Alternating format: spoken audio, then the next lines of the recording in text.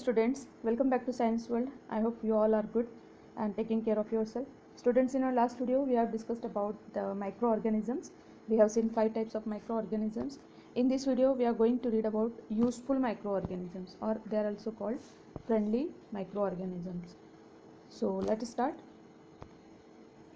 So first we will see uses of microorganisms in the field of agriculture. Agriculture में microorganisms का use कैसे होता है, how they are useful in agriculture. Students, if you find this video useful for you, then please like, comment and share it with your friends. Also subscribe my channel and press the bell icon to get notification of my upcoming videos. Students, in our last video we have seen 5 types of microorganisms: protozoa, bacteria, viruses, algae and fungi. Now here you can see one picture on your screen. That is, these are roots of leguminous plants like peas and beans.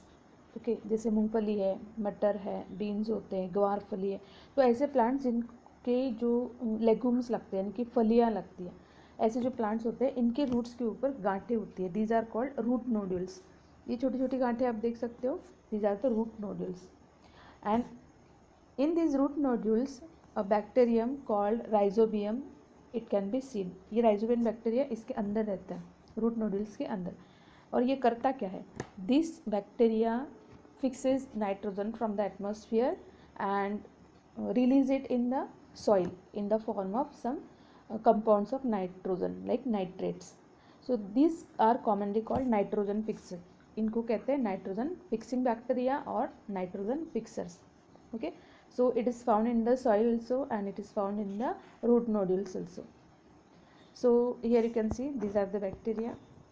ये bacteria है, nitrogen fixing bacteria और rhizobium bacteria. Here you can see these are the root nodules. इनके अंदर ये bacterium रहते हैं. तो nitrogen जो होता है एटमॉस्फेयर में, ये वो कंज्यूम करते हैं, उसको यूज़ करते हैं. और इस तरह से जो प्लांट है, ये प्लांट सॉइल के अंदर से जो नाइट्रोजन के कंपाउंड्स होते हैं जैसे कि नाइट्रेट्स है, वो यूज़ करते हैं. और ये कंपाउंड्स कौन बनाता है? ये bacterium, rhizobium bacterium. Okay, here you can see these are the leguminous plants. ये कुछ फलियाँ आप देख सकते हैं. दिस इज़ पीज यानी कि मटर. देन दिस इज़ गवार फली जिसको हम बोलते हैं. और ये है कुछ ग्रीन बीन्स जिसको हम बोलते हैं, हिंदी में हम बोलते हैं मूंग, मोठ, मटर और चना. ये कुछ लेगुमिनस प्लांट्स हैं. देन मूंगफली. So these are some leguminous plants. Here you can see another picture. These all are the crops that come from the leguminous plants.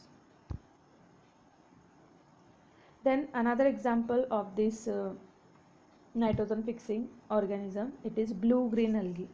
It is also known as cyanobacteria. आपने देखा होगा Pond's के ऊपर, pond का जो surface होता है, water surface, उसके ऊपर या फिर लेक या फिर कोई छोटा सा तालाब है छोटा सा, तो उसके ऊपर या फिर कभी कभी सी के ऊपर भी होता है, सी सरफेस पे या फिर हम बोलते हैं रिवर के सरफेस पे. तो वहाँ पर आप ये ग्रीन कलर का एक लेयर देख सकते हो. So this is nothing but the cyanobacteria और it is also known as blue green algae. So this, if you see under the microscope, you will see this structure. So these blue green algae store in them nitrogen compounds made by the nitrogen fixation and they are used as fertilizers in the agriculture. तो इनको यहाँ से collect करके, अगर बैरन fields जो होते हैं जहाँ पर नाइट्रोजन का अमाउंट कम होता है सॉइल के अंदर, तो ऐसी जगह पर, ऐसी सॉइल में अगर हम इनको डालते हैं एज अ फर्टिलाइज़र, तो it can increase the nitrogen amount in the soil और वो इस तरह से सॉइल को फर्टाइल बनाती है. सो this is another example of nitrogen fixing microorganism. You can see here this is one bottle and this is green, or you can say organic manure made from this blue green algae. तो इस तरह के manure आपको market में भी available होते हैं. Then ये जो नाइट्रोजन फिक्सिंग बैक्टीरिया है, it transforms atmospheric nitrogen into the fixed nitrogen in the soil. So this bacteria you can see here. This is an example of decomposers. After the scavengers eat the dead organism, the decomposers will take over. तो जब कोई animal की death हो जाती है तो जब दूसरे एनिमल्स उसको खा लेते तो बचा कुचा जो भी पार्ट होता है उसकी बॉडी का, it is decomposed by this bacteria, and thus they eat up all the dead matter what is left over by the other animals. Okay,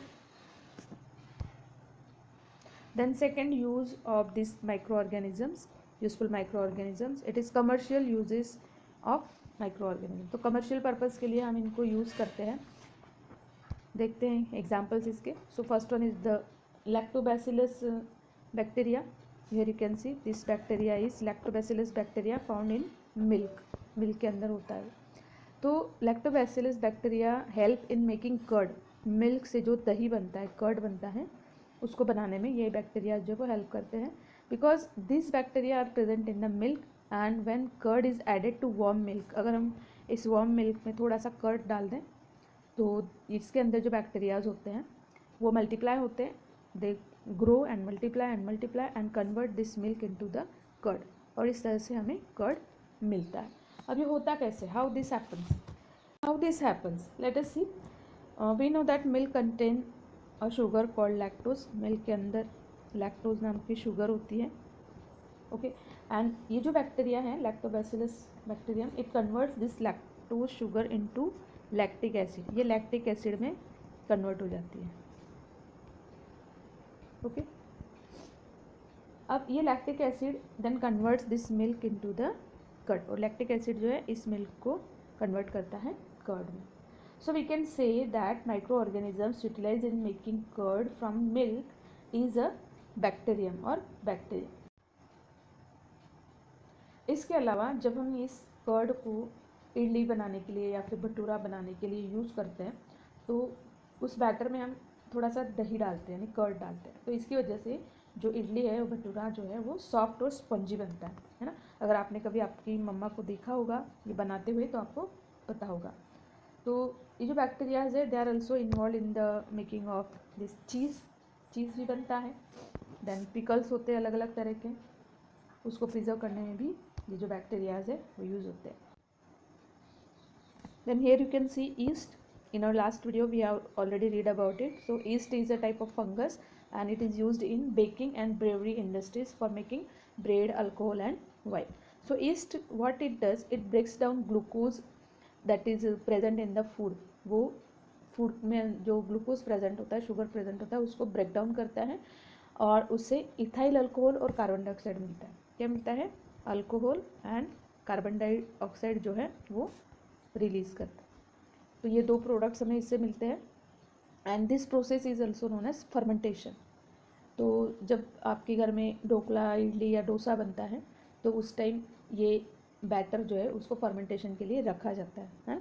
तो the carbon dioxide that is release during fermentation it makes this dough, वो इस dough को fluffy बनाते हैं, है ना. तो ये कैसे होता है, so when yeast is mixed in dough, जब हम इस ईस्ट को, जो कि एक यूनिसेलुलर फंगस है, इसको जब हम डो के अंदर मिक्स करते हैं, जब हमें ब्रेड बनाना होता है ना, तो क्या होता है, the yeast reproduce rapidly and gives out carbon dioxide gas.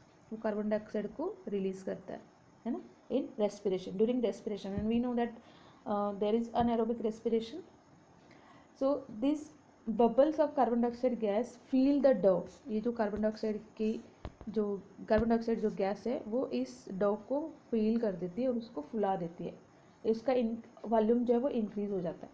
This makes the bread rise and the holes in the bread are due to the bubbles of this carbon dioxide. तो हम जो इसके अंदर ये जो आप यहाँ पर होल्स देखते हो इडली में, डोसा में, या फिर जो इसके अंदर है ब्रेड के अंदर या पेस्ट्रीज के अंदर, तो इनमें जो होल्स आप देख सकते हो, it is because of carbon dioxide given of during the baking process.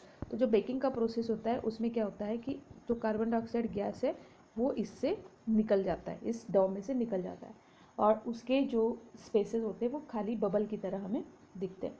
और इससे क्या होता है, this makes the bread light, soft and spongy. तो इससे जो है ये सारी चीज़ें लाइट बन जाती है, वेट कम होता है इसका, सॉफ्ट भी होती है और स्पंजी भी होती है. And for the same reason east is also used in making cakes and pastries.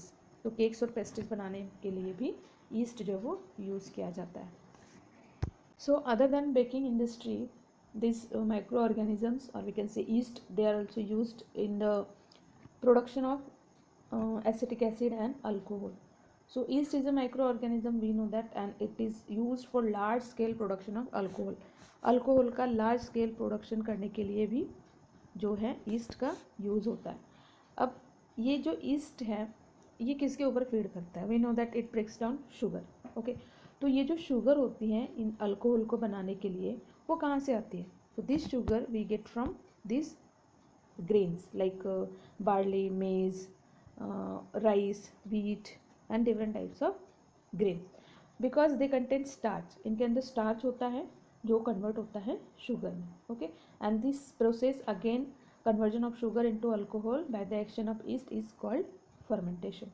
Okay, also this is used to produce alcoholic drinks जैसे कि beer है, wine है, whiskey है जो कि फ्रूट से बनती है.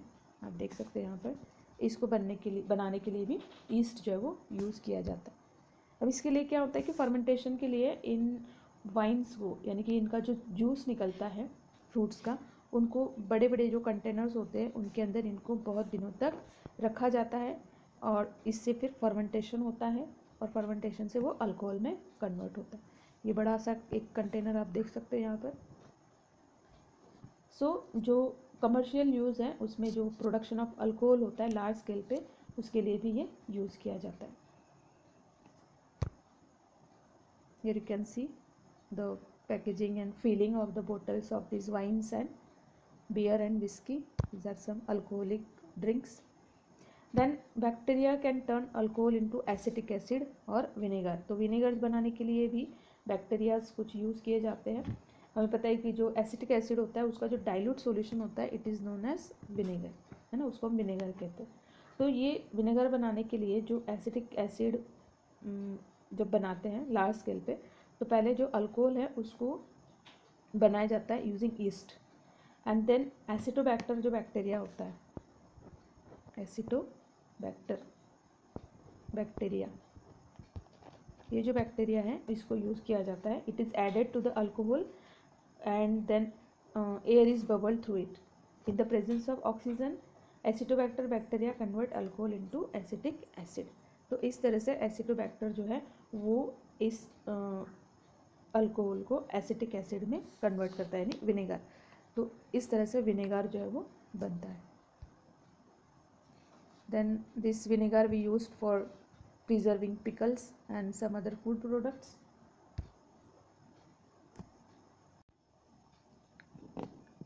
Then the next use of microorganisms is in medicine. So medicinal uses of microorganisms. So these microbes are used in medicines to make antibiotics. So antibiotics are the medicines that are capable of killing harmful microbes. जो harmful microbes होते हैं उनको kill करने के लिए antibiotics हम लेते हैं. So bacteria and fungi are used to make them. For example, some examples are there: penicillin, tetracycline, streptomycin, erythromycin. These are some commonly used antibiotics. Here this penicillin, you can see it is the first antibiotic that was discovered by chance and it was extracted from a tiny fungus. It is one type of mold called Penicillium notatum and it was invented by Alexander Fleming in 1929. तो हुआ ये था कि Alexander Fleming जो है he was cultivating a culture of disease causing bacteria. He was actually researching on disease causing bacteria, but suddenly he found that the spore of a little green fungus, एक छोटे से green fungus का जो spore है वो culture plate पे उसने देखा and he noticed that the presence of tiny green fungus stopped the growth of disease causing bacteria. और जो फंगस की वहाँ पर ग्रोथ हुई थी उसकी वजह से जो डिजीज कॉजिंग बैक्टीरिया है उसकी ग्रोथ कम हो गई यानी कि बंद हो गई. तो इस तरह से ये फंगस जो है वो यूज़ किया गया पेनिसिलिन नाम का एक एंटीबायोटिक बनाने के लिए and it is also used to control bacterial and fungal infections. Then these antibiotics are even mixed with the feed of livestock. Livestock जो होते हैं, जो एनिमल्स डोमेस्टिकेटेड एनिमल्स होते हैं, उनका जो फीड होता है, उनका जो खाना होता है फूड, उसमें भी ये एंटीबायोटिक्स मिक्स किए जाते हैं सो दैट वो माइक्रोबियल इन्फेक्शन से बचे रहें. लाइक पोल्ट्री है, then this cattle are there, इनके फूड में उसको मिक्स किया जाता है. So they are also use to control many plant diseases also. बहुत अलग अलग तरह के प्लांट डिसीजेस होते हैं, उनको कंट्रोल करने के लिए भी माइक्रो ऑर्गेनिजम्स यूज़ किए जाते हैं। Then when we take these antibiotics, it is important to complete the course of prescribed course that is prescribed by the doctor.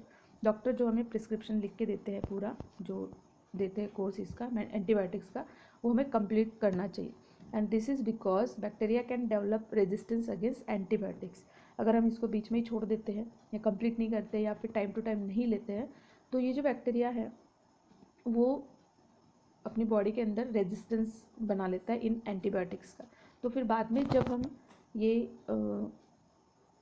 दवा लेते हैं, एंटीबायोटिक यूज़ करते हैं, तो वो फिर काम नहीं करता। It is not effective in future if you take these antibiotics unnecessarily or wrong doses. So there are some side effects also. कुछ जो कॉमन साइड इफ़ेक्ट्स है एंटीबायोटिक्स की वो है nausea, diarrhea, stomach problems and vomiting. Okay, so these antibiotics taken when not required, it may kill beneficial bacteria in the body. अगर हम ये ज़रूरत नहीं होने पर भी लेते हैं तो ये एंटीबायोटिक्स जो है, जो यूज़फुल बैक्टीरिया हमारी बॉडी के अंदर होते हैं, उनको भी ये किल करते हैं, ख़त्म कर देते हैं।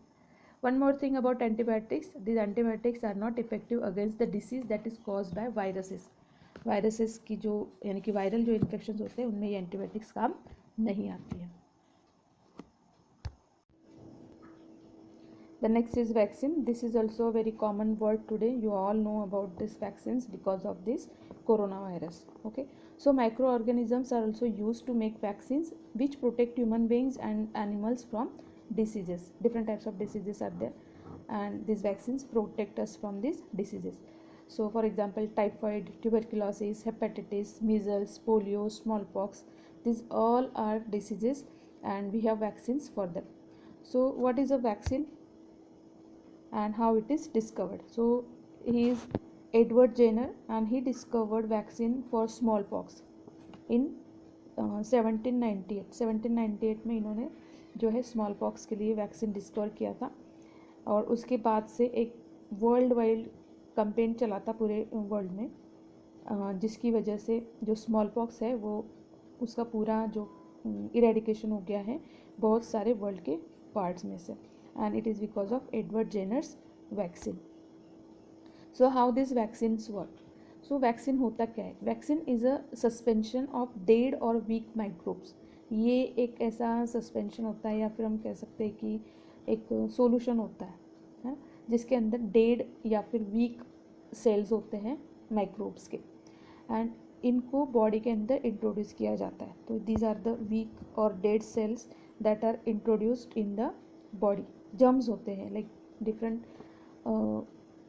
जिस डिजीज़ से हमें प्रिवेंट करने के लिए वैक्सीन बनानी होती है, उसी डिजीज़ के जो कॉजिंग एजेंट्स होते हैं, जो जर्म्स होते हैं जिनको माइक्रोब्स कहते हैं, उन्हीं को यूज़ किया जाता है।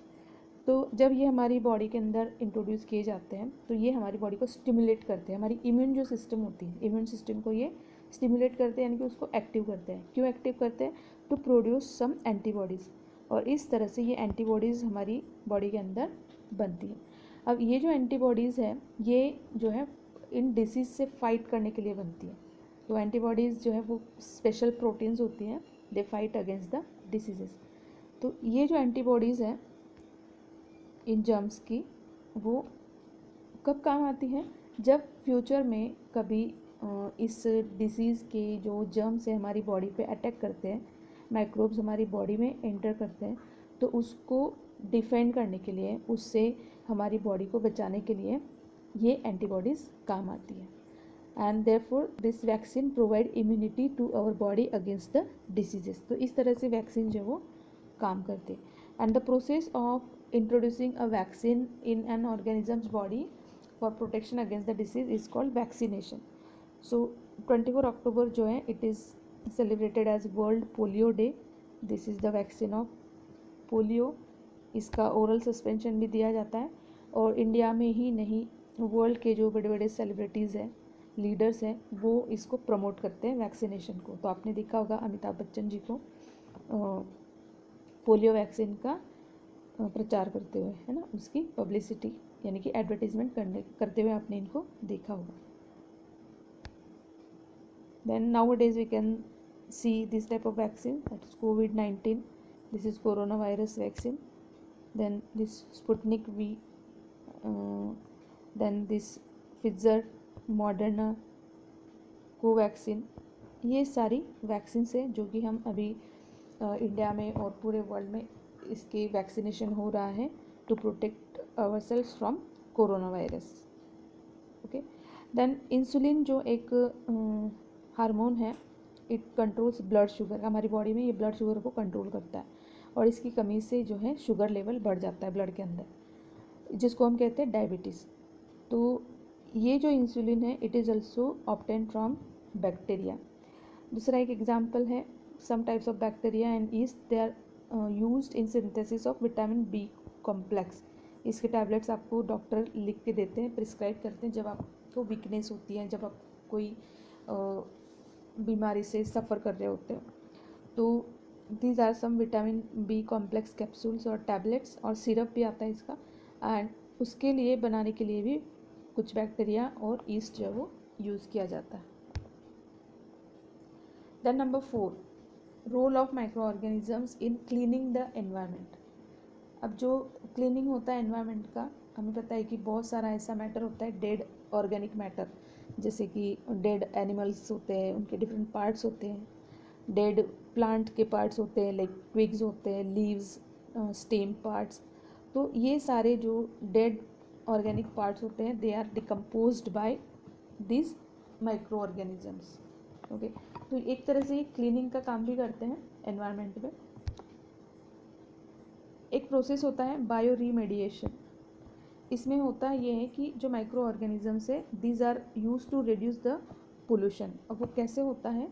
Through biological degradation of pollutants into non toxic substances. जो बायोलॉजिकल डिग्रेडेशन होता है, जो पोल्यूटेंट्स होते हैं उनको डिग्रेड किया जाता है, उनको ब्रेक डाउन किया जाता है और कन्वर्ट किया जाता है नॉन टॉक्सिक सब्सटेंसेस में. So this is known as bioremediation, and this can involve either aerobic or anaerobic microorganisms that often use this breakdown as an energy source. और इससे जो एनर्जी मिलती है that is also used for different purposes. तो इस तरह से micro organisms जो है they can use for bioremediation. Here you can see जो क्लीनिंग होता है, डिकम्पोजिंग होता है, उसके लिए बैक्टीरियाज एंड फंजाई जो है they are very important. And सारे जो प्लांट के पार्ट्स होते हैं, डेड ऑर्गेनिक मैटर होता है, उसको डिकम्पोज करने का काम करता है. And in this way they are saving our means they are cleaning our earth. Okay. तो कुछ जो मशरूम्स होते हैं they also grow on the dead parts of plants. कुछ बैक्टीरिया जो है, कुछ वर्म्स है, they also grow on this parts और वो इस तरह से क्लीनिंग का काम करते हैं. तो जो क्लीनिंग का काम है it is done by decomposing dead and decaying organic matter. And ये करते हुए डिकम्पोजिशन जब होता है इस ऑर्गेनिक मैटर का, उस टाइम ये सारे माइक्रो ऑर्गेनिज्म जो है वो न्यूट्रिएंट्स को सॉइल के अंदर रिलीज़ करते जाते हैं. ओके. और इस तरह से जो है सॉइल को न्यूट्रिएंट रिच बनाते हैं. और इस तरह से ये जो डिकम्पोजिशन का जो साइकिल होता है, मीन्स आफ्टर डिकम्पोजिशन न्यूट्रिएंट जो होते हैं वो सॉइल के अंदर आते हैं, फिर ये सॉइल जो है उसको न्यूट्रिएंट्स को यूज़ करती है ग्रोथ के लिए, फिर से वो जो डेड प्लांट्स होते हैं उनका डिकम्पोज होता है, फिर वो सॉइल के अंदर आते हैं उसके न्यूट्रिएंट्स. तो ये साइकिल जो है नेचर के अंदर वो चलता रहता है. देन कुछ जो बैक्टीरियाज है जैसे कि सुडोमोनास बैक्टीरिया है, it is use to decompose sewage. हमने सीवेज लास्ट ईयर पढ़ा था 7th क्लास में, है ना. तो जो भी वेस्ट वाटर होता है वो टैंक्स में रखा जाता है और उसको डिकम्पोज करने के लिए ये बैक्टीरिया जो है वो यूज़ किए जाते हैं. तो इस तरह से जो क्लीनिंग है एनवायरनमेंट का और वाटर का वो होता है बाय दिस माइक्रोब्स और micro organisms. Okay. Here also you can see this big tanks are there. This is a sewage plant. Then there are some other uses of microorganisms. Let us see. Certain species of bacteria are used in leather industry for tanning. Tanning एक process होता है leather को clean करने का. उसको tanning के बाद जो एनिमल के हेयर होते हैं या फिर जो भी दूसरी चीज़ें होती है, फैट होता है, वो सब निकल जाता है स्किन से. सो टैनिंग के लिए माइक्रोब्स जो है बैक्टीरिया कुछ यूज़ किए जाते हैं. देन जो जूट फाइबर्स होते हैं, है ना, जूट प्लांट से जो जूट फाइबर्स हम बनाते हैं उसका जो रोटिंग होता है, तो ये जो जूट प्लांट्स हैं उनको रोटिंग के लिए वाटर के अंदर इमर्स किया जाता है, और जब वो रोटिंग हो जाता है उनका, तब उनसे जूट के फाइबर्स बनते हैं। तो इस प्रोसेस में भी ये बैक्टीरिया काम आते हैं।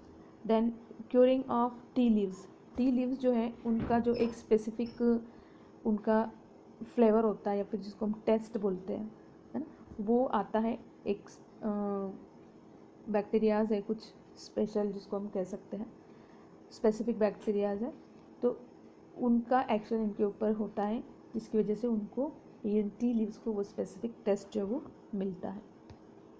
Then some bacteria and protozoa also reside in the digestive system of this ruminants और रूमिनेटिंग एनिमल्स, ये भी हमने लास्ट ईयर पढ़ा है। तो this ruminating animals like cows, sheeps etcetera, इनकी डाइजेस्टिव सिस्टम के अंदर ये बैक्टीरियाज और प्रोटोजोआ रहते हैं, and they help them in digestion of cellulose जो कि बहुत डिफ़िकल्ट होता है डाइजेशन के लिए, उसको डाइजेस्ट करने के लिए इनकी डाइजेस्टिव सिस्टम में ये बैक्टीरिया और प्रोटोजोआ होते हैं। देन जो अनएरोबिक ब्रेकडाउन होता है एनिमल वेस्ट का, जैसे एनिमल वेस्ट यानी कि काऊ का जो गोबर होता है, डंग, या फिर जिसको हम बोलते हैं स्लरी ऑफ कैटल डंग, तो इसको वाटर में मिक्स करके बायोगैस प्लांट जो होता है उसमें गैस बनाने के लिए यूज़ किया जाता है। तो मीथेन गैस जो इससे बनती है, it is used as fuel. तो इस तरह से ये प्लांट होता है पूरा, यहाँ से जो है स्लरी इसका डाला जाता है, देन इट कम्स हियर, यहाँ पर इसका डिकम्पोजिशन होता है, ब्रेकडाउन होता है।